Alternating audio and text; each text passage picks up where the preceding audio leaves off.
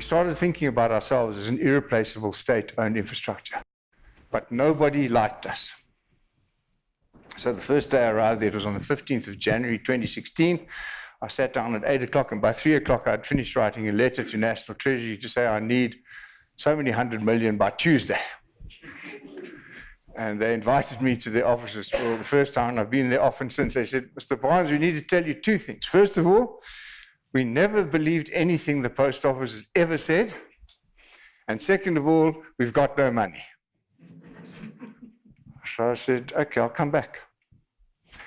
What I had to do was make us relevant, if not a priority. I had to go further than that. I had to make us essential. We had to change who we were. Okay, we wanted to build assets instead of continuing dependencies. Every time a piece of economics crosses the fiscal line, it creates the opportunity for corruption and for mispricing and for exploitation of economics by the private sector.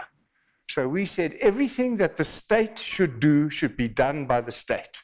We should build state capacity, not continue state dependency. Every time you sell an aircraft and lease it back, you're creating a dependency and selling an asset. So we said we don't want to do that. We want to create an asset. We want to be the center of the universe for government services and supplies. And then I'll get a bit more into public-private partnerships, which are words that are not yet popular, but they are going to be forced upon us. And we won't have any choice. We will end up in public-private partnerships simply because there will be no other way to leapfrog from where we are to what's competitive. You can't replace Alibaba and Amazon. I mean, if you go back to Amazon, UPS, the United Parcel Service in the US, bought 30% stake in Amazon because they figured out that the unit cost of the last mile delivery just wasn't their game.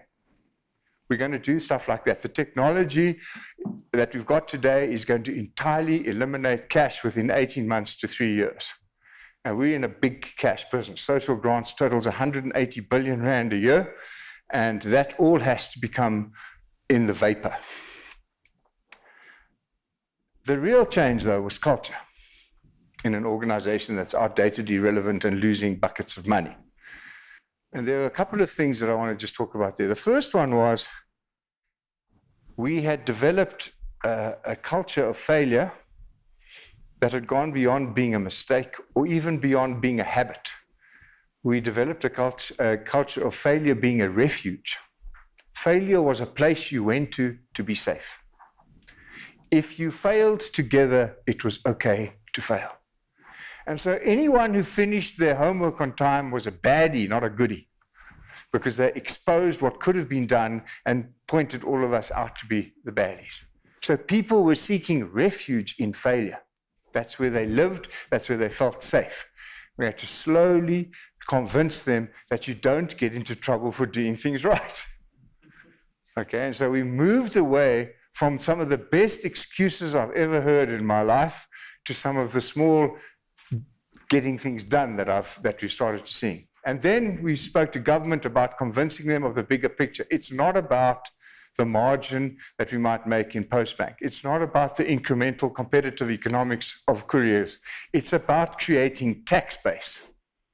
And every piece of tax that we create means that you share 38% of the profit that we've helped build by being an appropriate price competitive state provided service. Okay, so we look at the complete circle, create a fiscal asset, enable economic transformation, enable financial inclusion, and the prize is tax, not the profit that you make on the way.